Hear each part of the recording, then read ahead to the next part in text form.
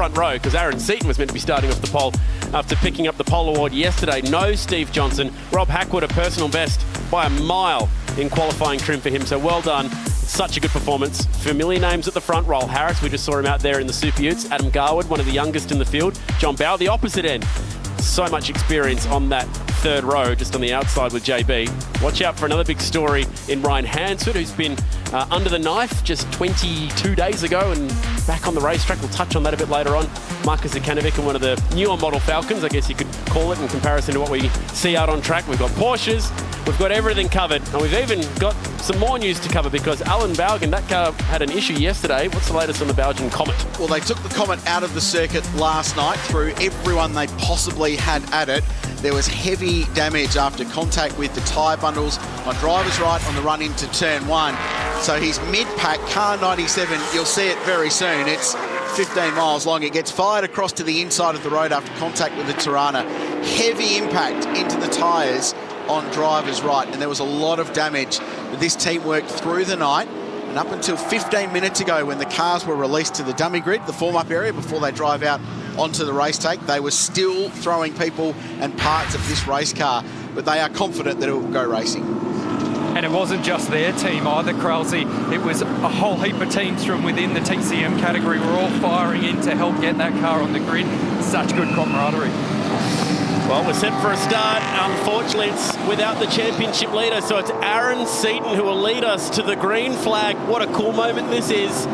It's still going to be a Mustang starting off the pole, and what a start from Zekanovic. He launched hard right, but got shut down by Jim Policina. Here comes the roar of Touring Car Masters into turn 1, and it's a third-generation Seaton star, Aaron Seaton, who leads the field to the short chute up towards turn 2. Really busy in that midfield as always, and Jason Gomersal, who had a moment yesterday, has had another one today, getting through turn 1. Big slide on the exit on cold Musia tyres. Got it gathered up though, and just needs to settle down on this run to turn 3. We love the Avis drone cam as we look down on turn 3. That's aggressive. That's John Bowe. And that's John Bowe doing what John Bowe does. Slices through a couple of them. 3-wide action, he moves to 30, started 6th. And that's the gap he needs to try and make up. Roll Harris for the lead. Seaton to the inside, goes defensive. Good scrap. 3 wide into 3. That was an Aussie racing car move. We saw that this morning. That was outstanding racing. This is big from Harris. Stuck the nose in down at turn 5, but Seaton prevails. There's that beautiful Alan Moffat throwback Mustang sitting in the mid-pack that won the trophy race yesterday. Fair bit to talk about. We're only up to race 1 in Touring Car Masters. We go on board with Aaron Seaton, your race leader. John Bowe is reeling them in. This is JB's chance to get on the scoreboard this year. Yeah, and he's in the middle of his longest losing streak. I hate to say losing, but in his history in TCM, 14 races since his last victory in the category. That's as long as he's ever gone in 11 years of racing in this category without getting a race victory. So he is as keen as anybody to get on top. The 2 drivers in front yet to win. Painter Dixon Touring Car Masters. To make matters harder for JB, he actually copped a 2 grid position penalty for his starting position in this race for speeding in pit lane in qualifying. Right, because he was 4th in the session. Explains why he came out of row 3.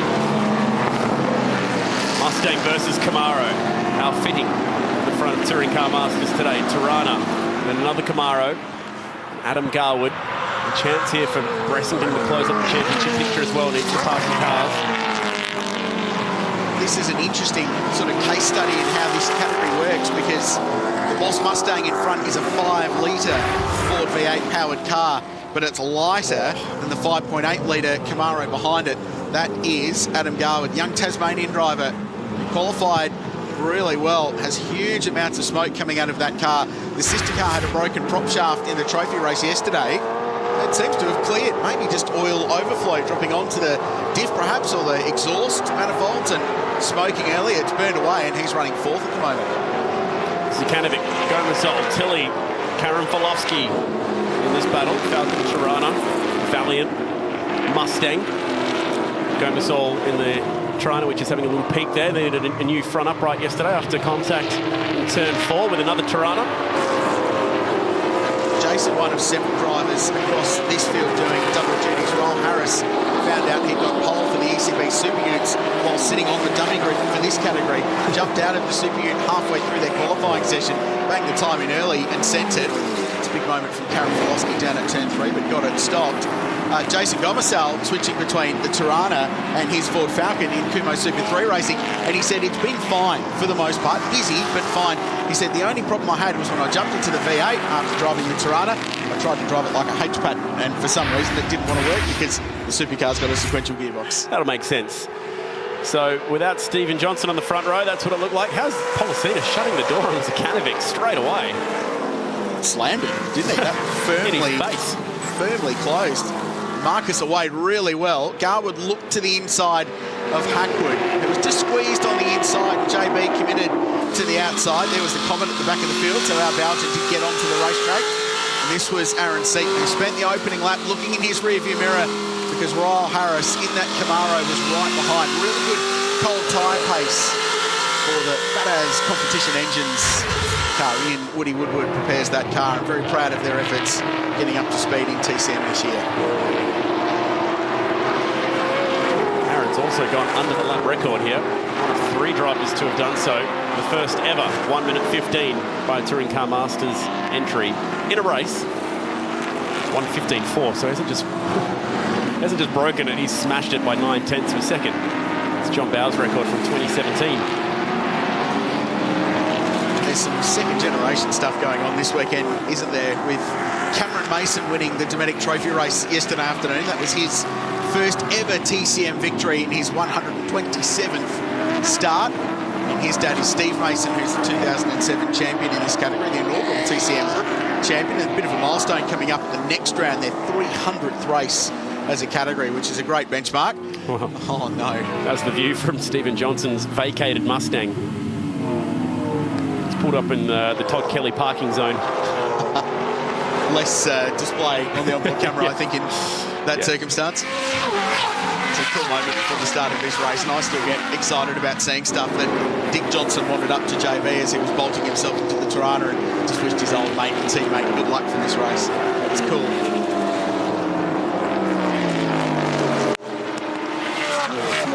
Here we go for third. It's John Bow, Adam Garwood. They started on the third row together. Now they'll swap third place on the racetrack. 2 drivers at opposite ends of their careers. Garwood just got the right rear onto the grass there for a moment. Lost a little bit of momentum trying to get the speed back. It's Jeff Fain right of screen in pit lane in his 1970 Chevy Camaro, that unique pointed front end. It's an evolution of the very successful 69, which was one of the more famous cars in Trans Am competition in the States in the 60s and early 1970s. So Garwood got good pace, and now Ryan Hansford buying into this as well. White Line Racing Team throwing setup changes at the 85 car between qualifying and the trophy race. They improved it. They've thrown more at it overnight to get it better for this race. Just throwing the book and then writing new pages on the book to try and get their car right. They feel like they're making big gains, and the fact he's running 4th at the moment is an outstanding result. Carved his way from the back of the field to 5th in the trophy race yesterday. Finished 4th in all 4 races at Winton. So it's a game of 4s at the moment for the young Tasmanian, but geez, consistent in this number 85 car. Jeff Fain, we've seen you pull into the pit lane here, mate. You're out of the car. Just what's wrong with it? We've struck an oil leak in it. We've had problems all weekend. So I think we've got another coil issue in it. We've lost a bit of timing, and I just went backwards through the field with no power, so life goes on. Can't do much from there. Thanks, Jeff. Thank you. That fight on the track still going on. Hackwood, Hansford, and we'll give this one surely to Hansford, who's got the inside at 4, although Hackwood's going out without a fight here. It's a good pass, Chad, really nicely done. And great racing room given. And one of the comments after the trophy race yesterday was that everyone was really clean but hard, and John Bow said that it's one of the better races he's ever had in TCM. Everyone gave racing room, lots of side-by-side, wheel-to-wheel racing, which was terrific. So this is how the top order looks as the field sorts themselves out. Jim Policina just in back a shot there in the Tirana, just going through now, looking good. Adam Bressington, car broke a prop shaft in the trophy race yesterday. That's why he was stranded and had dramas in qualifying as well. It wasn't a banner day for one of the championship contenders. And this is the race, Chad. He must capitalise. He needs points. He needs to be better than 8th with a championship leader parked on the side of the road. Yeah, it's not going to be enough back. Stevie picking up the 20 points yesterday. Here it is. It lives. That's unbelievable. I reckon the wall's in worse shape than the car. It is alive. It's a bit of a Frankenstein, it looks like it at the moment, but it's working. He's one of the great showmen of the category, Alan Bouchin. Passionate racer, little family team, no budget, just love rocking up in one of the most fan-friendly cars. He's the kind of guy that if he spins out, he'll just do a cheeky couple of donuts before rejoining, just to entertain the punters sitting on the side of the road. What a return it's been for Hackwood in this, another car that's had a tough run at the moment. We hate seeing the Touring Car Masters cars get bent because they're just too beautiful and too old and too iconic. But if we go back to Phillip Island, it was a big whack, wasn't it, coming out of the Southern Loop in the trophy race. Heavy contact with the fence, running with Ryle Harris at that point. So lucky that no one else got caught up in this one. And it was a great story in the end after the contact, which wasn't great, but they put the call out on social media. They got lots of assistants chasing down new panels and parts for this car. And believe it or not, they actually improved the car as a virtue, because putting new panels on, they were able to take some weight out of the car. They got the balance better, working on handling and engine development. So they actually moved forward as a result of that impact, which is a strange sort of quirk of having a crash like that. You can get right into the bones of the car and pull some weight out of it and make some gains. So Rob's driving really well. Career best qualifying performance yesterday. First time a Pontiac Firebirds ever qualified in the top 5 of a TCM race. Random little stack, but they like that.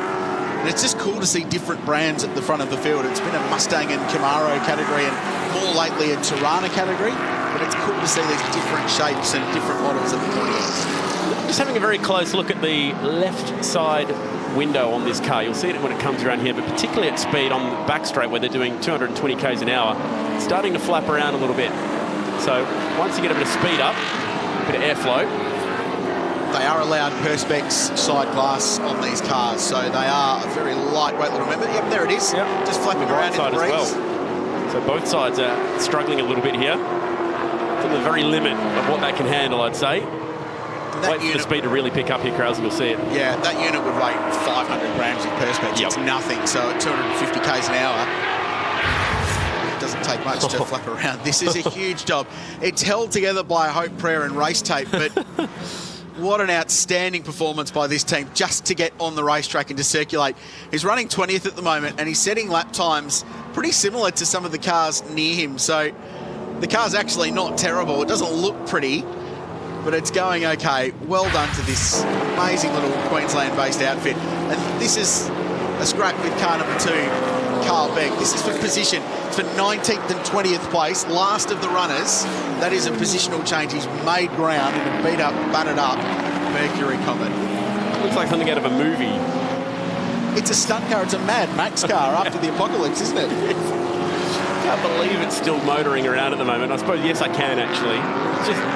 It shows you the difference in motoring technology from 30, 40 years ago to where we are now. Even more. You can't fix carbon fibre with a hammer. Yeah. But you can fix this with a hammer.